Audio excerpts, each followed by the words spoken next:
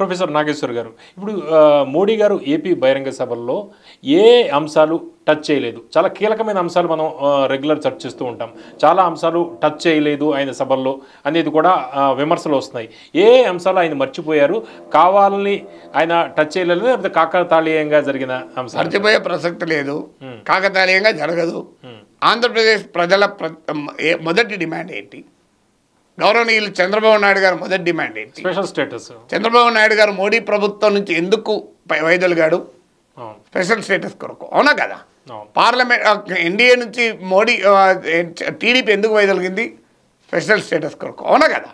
పవన్ కళ్యాణ్ కాకినాడ సభలో దేని గురించి మాట్లాడాడు? Special status. పాచిపోయిన లడ్డూలు ఇచ్చాడని చెప్పి హిందీలో కూడా చెప్పిండు కదా. మరి ఆ స్పెషల్ స్టేటస్ గురించి ఎక్కడన్నా మాట్లాడిండా మోడీ? అది పోనీ ఇవ్వమన్నా చెప్పిండా? మేము ఇవ్వలేకపోతున్నాం, పాపం చంద్రబాబు నాయుడు చాలాసార్లు అడిగాడు, మేము ఇవ్వలేకపోతున్నాం అన్నాడా? స్పెషల్ గురించి మాట్లాడలేదు. అలాగే విశాఖపట్నం స్టీల్ ప్లాంట్ ప్రైవేటీకరణ పవన్ కళ్యాణ్ వెళ్ళి మద్దతు ఇచ్చాడా లేదా? తెలుగుదేశం కూడా మద్దతు ఇచ్చిందా లేదా విశాఖ ప్రైవేటీకరణ వ్యతిరేక పోరాటానికి? విశాఖ స్టీల్ ప్లాంట్ ప్రైవేటీకరణ ఆపలేకపోతున్నాడని జగన్ విమర్శించారా లేదా? మరి స్టీల్ ప్లాంట్ ఎవరు ప్రైవేటీకరిస్తున్నారు? మోడీ ప్రభుత్వం కదా. రాజమండ్రికి విశాఖపట్నంకి ఎంత దూరం ఉందండి? పక్కనే కదా. అనకాపల్లికి విశాఖ స్టీల్ సిటీకి ఎంత దూరం ఉంది? పక్కనే కదా. మరి మీరు ఎందుకు విశాఖ స్టీల్ ప్లాంట్ ప్రైవేటీకరించము అని ఎందుకు హామీ ఇవ్వడం లేదు? ఎందుకు టీడీపీ జనసేన అడగడం లేదు ఆ మాట? పోనీ కడప స్టీల్ ప్లాంట్ గురించి చెప్పాడా? పోనీ అమరావతి రాజధాని ఉంటుంది అని చెప్పాడా? 3 రాజధానులను అన్నాడు, ఒక్క రాజధాని కట్టలేదు జగన్ అన్నాడు తప్ప ఎట్టి పరిస్థితుల్లో అమరావతి నుంచి రాజధానిని కదిలించే అనుమతించమని అన్నాడా?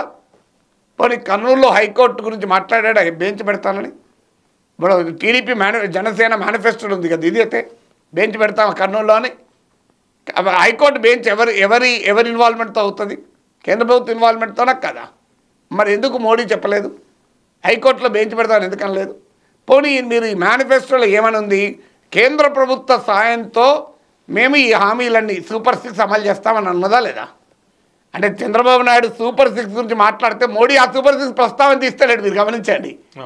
ఎందుకంటే మోడీ ఉచితాలకు వ్యతిరేకం, మీరు రేవడి కల్చర్కు మోడీ వ్యతిరేకం. అందుకే మీరు గమనించండి, చంద్రబాబు నాయుడు పవన్ కళ్యాణ్లు చెప్పిన షణ్ముఖ వ్యూహం గురించి కానీ సూపర్ 6 గురించి కానీ మోడీ ఎందుకు క్యాన్వాస్ చేయడం లేదు?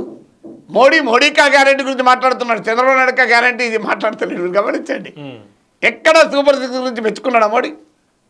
రేపు ఆంధ్రప్రదేశ్లో వచ్చే సూపర్ 6 మరి అమలు అవుతుందా లేదా? మోడీ గ్యారంటీ ఇస్తాడా లేదా? Why is Modi not talking about super 6?